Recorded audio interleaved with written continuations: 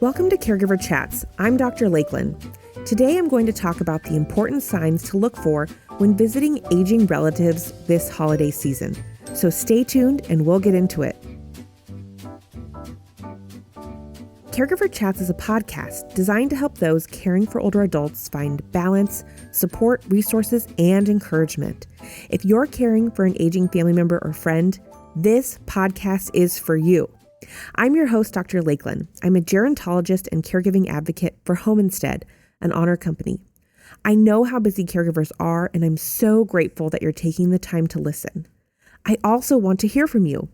Please email me your caregiving questions, and I plan to answer them on future episodes. My email is caregiverchats@homeinsteadinc.com. That's homeinsteadinc.com. Last episode, I talked with Consuelo Marshall about setting boundaries in caregiving. It can be challenging to set boundaries, but it's so important for so many reasons. So I hope you'll go back and listen to learn more. Today, I'm kicking off a 2-part series called Home for the Holidays. And in this first episode, I'm talking about the important signs to look for when visiting aging relatives this holiday season. But before I get too far into today's topic, I want to acknowledge that today, November 30th, is the last day of National Family Caregiver Month. This month was dedicated to recognizing family caregivers and all that they do for those they care for. I want to say a sincere thank you to all of you family caregivers out there. While 1 month of thanks is not nearly enough, I hope that you feel appreciated. I'm also grateful that you're part of this Caregiver Chats community, where I hope to provide you with encouragement, support, and resources along your caregiving journey. So as we wrap up National Family Caregiver Month, thank you again for all that you do. Now back to today's topic of Home for the Holidays. Many of you likely visited your loved ones for the Thanksgiving holiday and have more celebrations ahead for Christmas, Hanukkah, or Kwanzaa. Interestingly, at Home Instead, we see a significant spike in inquiries for home care services after the holiday season. Many adult children have been home to visit their loved ones or spent more time with them than usual over the holidays and have started to notice signs that their aging loved one needs more support. Visiting around the holidays can be an eye-opening experience, so I want to give you some things to consider before you head home this holiday season to make the most of your visit. So today I plan to cover signs to look for that more help is needed, what to do when you see those signs, resources to help support your aging loved one, and finally some tips on home safety and setting the environment up for safety.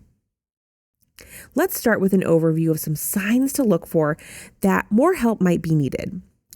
When you're visiting your aging parent or loved one, do you sometimes notice that things seem a little off? Maybe dad can't find his medications, or mom won't talk about that mysterious dent in the car. Maybe one time you noticed a scorched pan or kettle left boiling on the stove, indicating that it was forgotten about. These types of things may be an indication that a conversation's needed with our aging loved one about more support to help keep them safe in their home environment. And this is really important because we know that home is where so many people want to be and want to stay. So if we can be proactive at these first signs and get the necessary help, hopefully they can continue to stay in their homes for as long as possible. I want to share 6 signs that you will want to look out for what could be an indicator that your older adult loved one could benefit from some more help at home. First is a cluttered household. Has the inside of their home become uncharacteristically disorganized or unkept? Are there dirty dishes and laundry piling up? Don't write these behaviors off as laziness, especially if your loved one has always typically been an organized person. An unkept home could indicate that their physical health is holding them back from keeping up with the usual housework. The next is missed medication or unpaid bills. Are there full bottles of pills lying around the house, or are they paying bills late or not paying them at all? Not only could these types of behaviors lead to a very serious medical complication or household emergency, but they could also be early signs of cognitive impairment or dementia. Definitely something we want to keep a lookout for. The third is a change in behavior or personal appearance. Have you noticed a decline in their personal hygiene? Or have they lost a significant amount of weight? Are they acting out of the ordinary? Maybe their mood has changed. It's really important to take note of these changes, as they might mean that maybe they're neglecting to take care of themselves. Maybe they're suffering from loneliness or depression. Or again, maybe their physical health is preventing them from keeping up with their personal appearance. Fourth is a mysterious car dent. I mentioned that a little bit earlier, but are you finding these unexplained dents or scratches on the car? Are they getting into more accidents on the road? Those types of things.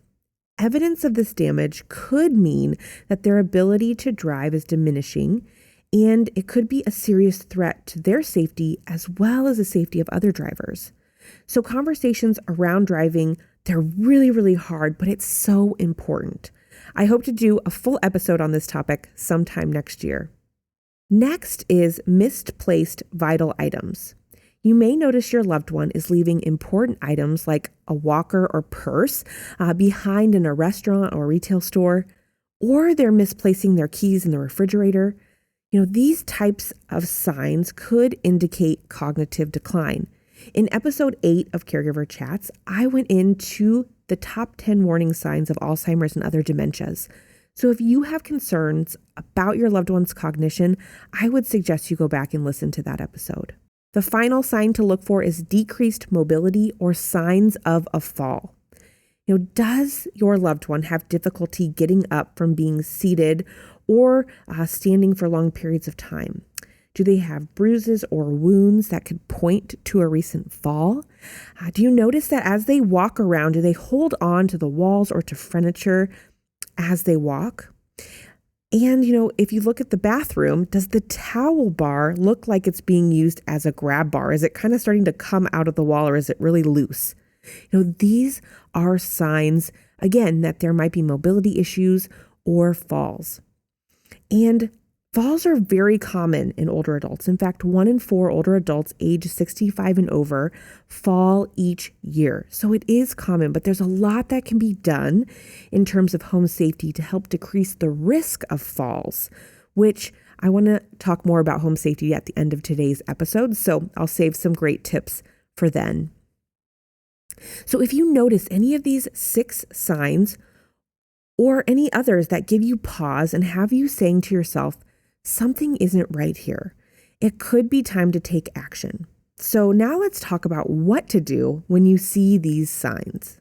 Having conversations with our parents can be hard. Nobody enjoys the idea of confrontation, so it's important not to approach the conversation about these warning signs from the point of accusations. Instead, bring it up as a true two-way discussion about your observations and try to work together on a solution with your aging loved one. You also want to try and avoid any knee-jerk reactions in the moment that might put your aging loved one on the defense. It can be helpful to designate a time to talk with your aging loved one and come prepared.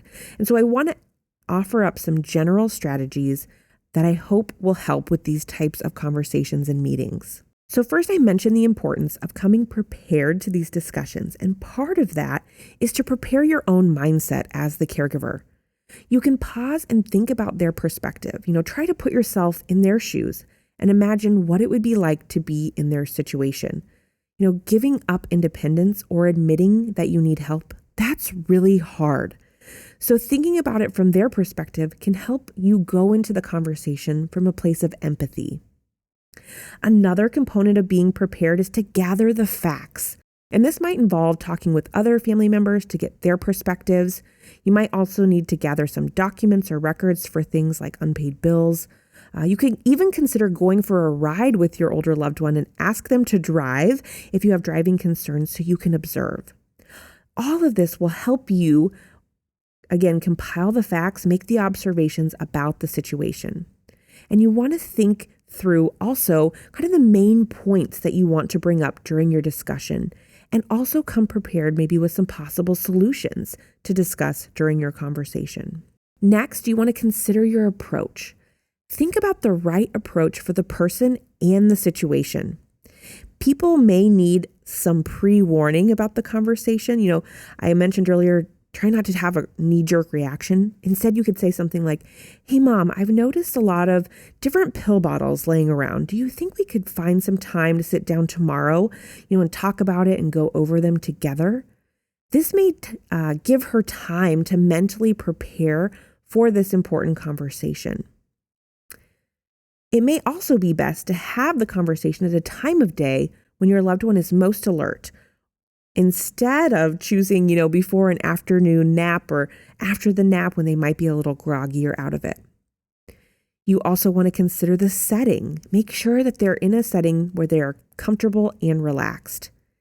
And one final aspect of the approach is thinking through if it makes sense to have anyone else join the conversation. In some families, there's one sibling that can really get through to mom or dad, and other siblings might add more conflict than good to the conversation. So make sure you have the right people at the table for the discussion. And once you have a plan for when and where, be sure to listen. Really listen to your older loved one.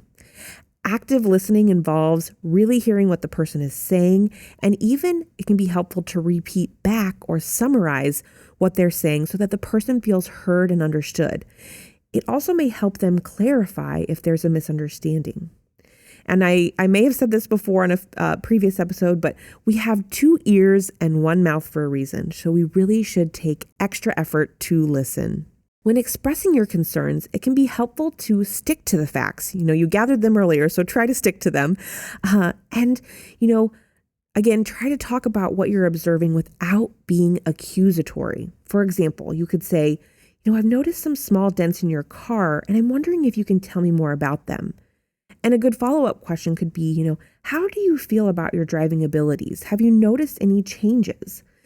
This can be more helpful than starting the conversation with, "We've noticed dents in your car and we think it's time for you to stop driving." That's pretty abrupt. So again, try to stick to the facts to help, minimize any emotions that can come into the situation. And also, again, make it a 2-way discussion. As you talk through the possible solutions, we always want to start with the goal of maximum independence. Your loved one might be struggling with the loss of their independence, and they might also fear that by admitting they need help, that the family is automatically going to make them move out of the house into a nursing home or downsize into assisted living. And you can emphasize to your loved one that the goal is to actually help you stay here at home as long as possible, if that really is the goal. But you want to make them also as safe as possible. So you could ask them, what would they be willing to do to have extra help in order to stay home where they want to be? And after you have these conversations, it doesn't necessarily mean they're one and done. You need to revisit these conversations as needed. And sometimes you have to come to terms with the fact that you might not arrive at a solution with the first conversation. It might need to be that you have a discussion over time or several discussions to make progress towards a solution. And again, you might need to revisit this conversation down the road, especially if there's something like a decline in health or a major life event like the death of a spouse. All of these tips are great, and there's actually a helpful article in the show notes from our Home Instead website that goes into even more detail on how you can approach these topics, these tough conversations like driving, the house is a mess, or discussions about money. Those are all really touchy subjects, and so I hope you'll visit our site for more tips. No matter the topic, as part of your conversation, you'll want to discuss possible resources and solutions. I definitely want to talk more about that, but first, we're going to take a short commercial break. This podcast is brought to you by Home Instead, an honor company. If you find yourself needing extra support as a family caregiver or time away from your caregiving responsibilities, Home Instead can help. Our home care services are delivered by compassionate care professionals and range from personal care, meal preparation, and medication management to Alzheimer's care and hospice support. Visit homeinstead.com to learn more and to find a location near you. Once you identify that your loved one needs more help, you can start to talk about the possible solutions and resources. Of course, family is usually the first to step up and offer support to their aging loved one when they see a need arise. The family could create a schedule to check in regularly or to provide help around the house. You could even enlist the help of friends and neighbors as well. And if it's the house or lawn that needs upkeep, you could consider hiring professional lawn care or housekeeping to come on a regular basis. Or you could determine a family member who will help out with those activities. In my family, my cousin, who's in college, she was hired, if you will, by my grandma to clean for her every other week. This provides so many great benefits. One, it's socialization for my grandma and a clean house. And then for my cousin, it's some extra cash.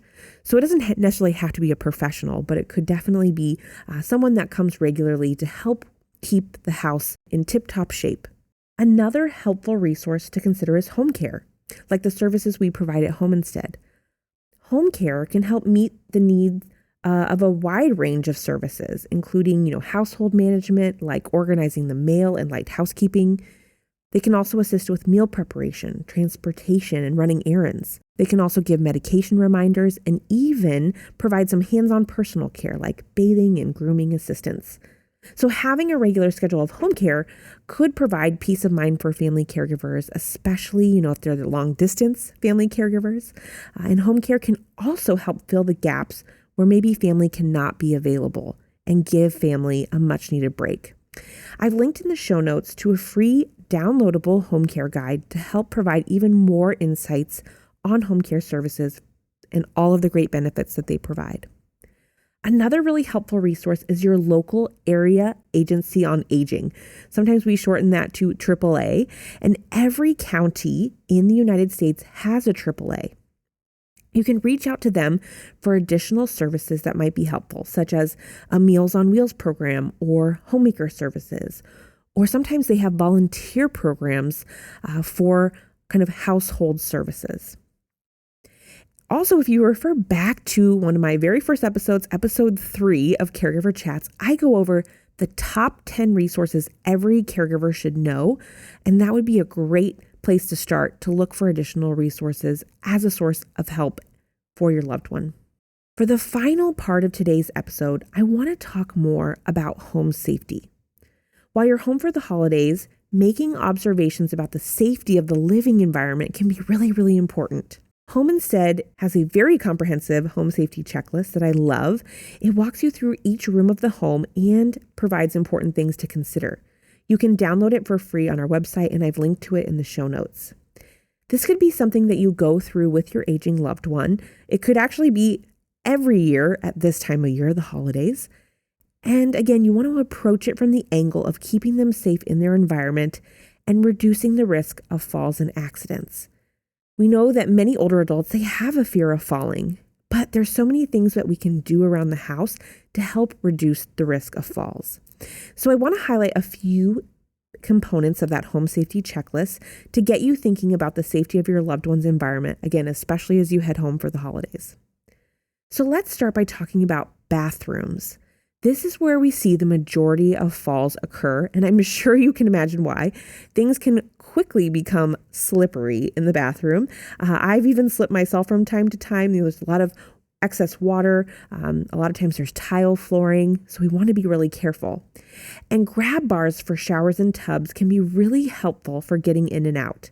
You can also have them around the toilet that can help the individual sit and stand more easily. It really is helpful to do your research on the best placement for grab bars and even consult an occupational therapist to help assess the right height to install the grab bar for your loved ones. And also, they make a lot of pretty grab bars these days, so don't let the aesthetics slow you down. You also want to be sure that if there are any rugs in the bathroom, that they are secured to the floor. So you can buy rugs with a rubber backing or use double-sided tape to make sure that the edges don't curl up and create a tripping hazard. You may also want to talk about a longer-term solution to make the bathroom more accessible. My in-laws recently remodeled their bathroom to take out the tub and put in a walk-in shower. They're still in really good health, but they wanted to make this change now so they can continue to use the bathroom safely and stay in their same home, their same living environment for many more years to come. Another important area in the home to consider for safety are the stairs. Stairs aren't always designed for those with balance or mobility issues in mind. You might want to be sure, or you definitely want to be sure, that the stairway is free of clutter and also that they're well lit. It can be so helpful to have a light switch at the top and the bottom of the staircase. You also want to be sure that there are sturdy railings. And you might want to even consider adding a second railing to the opposite side so that there's a railing on both walls, allowing both hands steady support as the person goes up and down. A longer-term solution or consideration could be a stair lift or a glide. In my grandma's house, there is a stair lift down to the basement because that's where the garage is. So she uses it to go up and down safely on a daily basis. And I had just mentioned lighting, and this is something really important to consider throughout the house, especially in areas that are frequently used, like entrances, bathrooms, hallways, bedrooms. You can upgrade to LED light bulbs because they're brighter and have potential for a longer, life. So you don't have to change as many light bulbs. You could also add battery-operated kind of stick-on lights in places like closets or underneath the cupboards and the counter to create more light on the countertop. You also could consider night lights. Those are helpful for any sort of restroom use during the night, and you can even look for ones that are motion censored so that your loved one doesn't have to turn on any lights, and those motion censored night lights can help light the way to the restroom. Another important thing to think about are the doorways and the thresholds. Even one step up into the house, that threshold, or one that's 6 inches or more, can be a challenge for someone with a walker or wheelchair. So you could look into installing a ramp or adding a grab bar. For example, if there are 2 steps in and out of the garage, a grab bar could be installed on the garage side of the wall to help steady them as they go in and out. Also, when it comes to the doorways, you can find what are called swing clear door hinges that help to provide just a few more inches in the doorway. So somehow, I'm not really sure, I'm not a mechanic, so I don't know all the logistics, but it helps the door open wider to allow for things like walkers and wheelchairs. A longer-term solution could also be widening the doorway itself, which might involve some construction. So again, you'd want to talk through the logistics of all of that. In addition to going room to room, consider the person's daily routine and things that could make their life easier and safer. For example, where is the laundry located? Is it in the basement? Carrying laundry baskets up and down the stairs to the basement, that could be, again, a risk for falls. So instead, could a closet on the main floor, maybe in the guest bedroom, be converted into a laundry room with a stackable washer dryer so they no longer have to lug clothes up and down the stairs? With some small fixes and potentially longer-term solutions, the living environment really can be made safer. So I encourage you to download that checklist, that home safety checklist that's in the show notes, for even more tips and ideas. To wrap things up for today's episode, my hope is that while you're home for the holidays, these tips will be helpful in getting you thinking about what to keep an eye out for. Also, starting these conversations early. It's such a good thing. It can be helpful, especially to prevent a crisis, accident, or emergency from occurring. Know that you're not the first adult child to visit home and realize that something is off. Many family caregivers go through this, and it can be a great time to start planning ahead for current and future needs. In the next episode of Caregiver Chats, it's part 2 of my Home for the Holiday series, where I'll talk about how to make the most of the most wonderful time of the year by reducing your stress as a caregiver. I'll also provide some gift ideas for aging adults and for family caregivers. So I hope you'll listen. And if you have any gift ideas, please email me at caregiverchats@homeinsteadinc.com. I also invite you to follow us on Facebook and YouTube at Home Instead Inc. Again, that's Home Instead INC. There you'll find previews of upcoming episodes, caregiving tips, and more. You can find all the links in the show notes. Thanks so much for listening, and please remember to take good care of yourself while you care for others. Caregiver Chats is brought to you by Home Instead. If you're looking for in-home care to support you on your caregiving journey, please visit homeinstead.com/caregiverchats to learn more.